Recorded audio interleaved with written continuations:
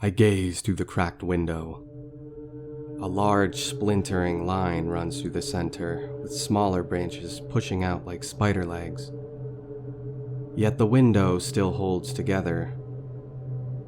Through the hazy orange mist, I can see the newly grown trees.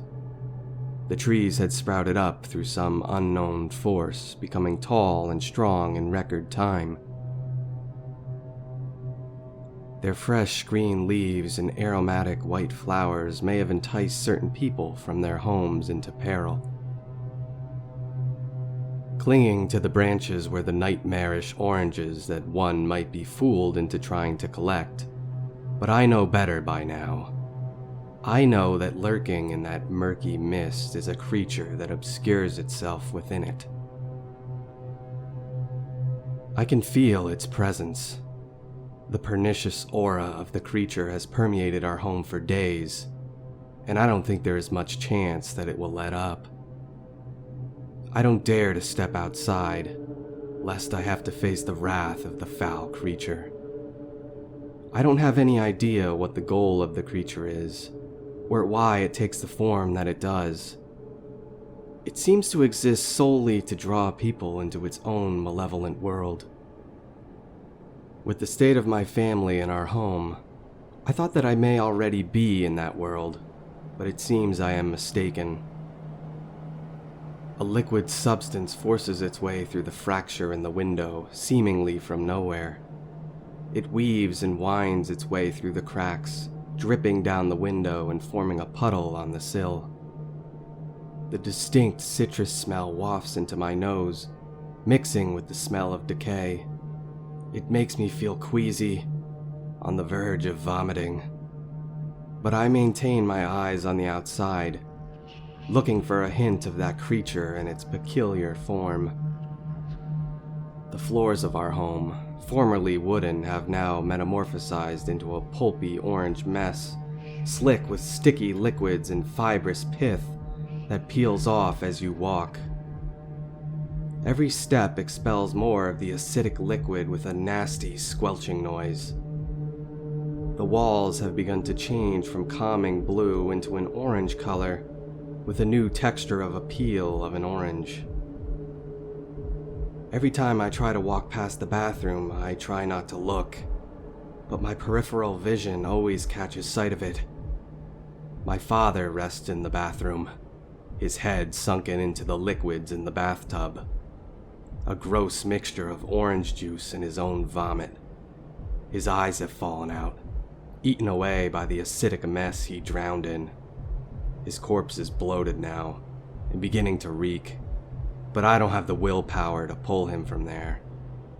The living room stands no better than the rest of the house, dilapidated and transformed like all the rest.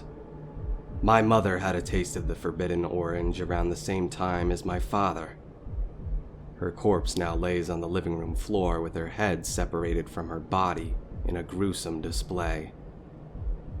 A green leaf has sprouted from her neck, taking the place of her head, and I have a suspicion that soon I will see another orange tree bloom. Her head, having been cast aside, is slowly mutated into the all too familiar orange that plagues the house. Oranges sit on the kitchen counter. Their insidious whispers flow into my ears. Move on to the other side. Your parents did it, they say. They beg me to consume them. They tell me they are offerings from it. The faucets still run, but there is no water anymore. Only that same disgusting orange liquid the creature wants us to drink. As if we need to consume the flesh and blood of the creature to fulfill some ritual foreign to us. But I can't make the same mistake that my parents did. I don't want to end up like them, though their deaths may have been merciful compared to my brother. My little brother tried to make a run for it after my parents had their little episode. I watched him sprint out into that mist, braving the wrath of the creature in what was a futile attempt to find help. But he never did find help, and a few hours later, through the cracked window, I could see him shamble out of the mist back towards the house. I opened the door for him, questioning him all the while on what had happened. His eyes were dead. The color seemingly drained from them, he stared right through me to the oranges on the counter. I watched him attempt to eat one, but I knocked the vile fruit from his hand, reminding him of what had happened to our parents. But this didn't stop him.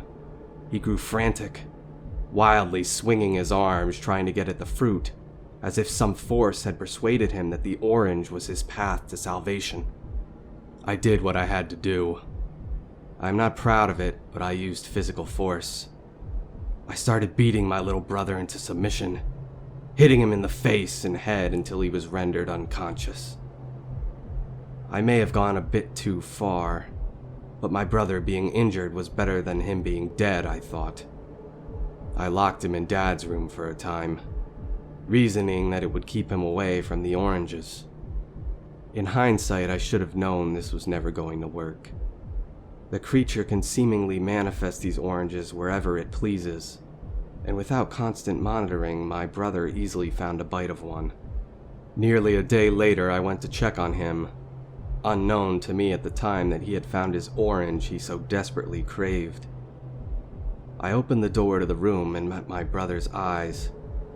His face was a puffy black and blue mess from the beating I gave him. For a brief moment, I felt terrified and ashamed that I had done that to my own brother. But this terror gave way to a new form as I observed him more closely. His eyes had clouded over with that orange mist. His skin was tinted an orange color. This was alarming, but what horrified me the most was that he had begun to merge with the wall. The walls were beginning to shift from blue into that mesmerizing orange. My brother's legs were now absent, sucked into the wall somehow. Each hand gripped an orange he had partially eaten. The juices dribbled onto his chin and the floor as he took a bite. "Come, brother, have a bite. The taste is amazing," my brother shouted, but I ignored him. I tried to pull him from the wall as panic rose in me, but his back was stuck like glue. The same liquids of an orange poured out from him. His back was covered in pith that clung to the wall, chaining him to an orangey doom that no matter what I tried, I could not prevent. He begged me to eat one of the oranges, that everything would be okay if I just ate one of those malicious things. I didn't eat the orange. I wasn't yet convinced. My brother slowly faded away into the walls, becoming nothing more than a haunting face that juts out from beneath the orange peel. My family is all gone now. I find myself alone in the house filled with death and oranges, and contemplating what to do. I suspect they have gone to whatever realm the creature has originated from, leaving behind their physical bodies to find themselves in some orange hellscape that parades itself as a paradise. I return my attention to the cracked window to catch sight of the thing one last time. I am the last one left, but I remain unpersuaded, and the creature can sense it. It comes to me with one last trick, one last malevolent show to convince me, to scare me and bring me into its fold. The creature emerges from the mist, revealing his long and lanky form, arms dangling down to its knees, shadows casting around it as whispers haunt my ears and torture my mind. They beg me to consume the orange, and I fear that I am convinced. The creature moves forward towards the window. Orange peel skin covers its body, and atop its neck rests the baleful orange that holds something dark and hidden from the normal world. Its head begins to split apart, opening into a theater of orange stars, where I can see my family resides in the enigmatic abyss, like miniature playthings within a creature they cannot comprehend. They rest in cocoons of orange peel as they call out to me. Join us. It's all orange from here on out. They shout at me with eagerness and joy, growing more menacing as they repeat the phrase over and over until their heads pop and oranges replace them. The cracked window finally shatters, sending glass shards scattering to the floor and onto my clothes. Nothing stands between me and the creature. I can feel its aura. It radiates with ancient wisdom and forbidden knowledge. It rests hold of my hand as I gaze into the murky nightmare that is its head. Fear wells up in me as the murky orange mist swirls around my hand before retreating. And in my hand rests a simple piece of fruit, or so it appears. An orange, peeled and ready to go. But things aren't always as they seem.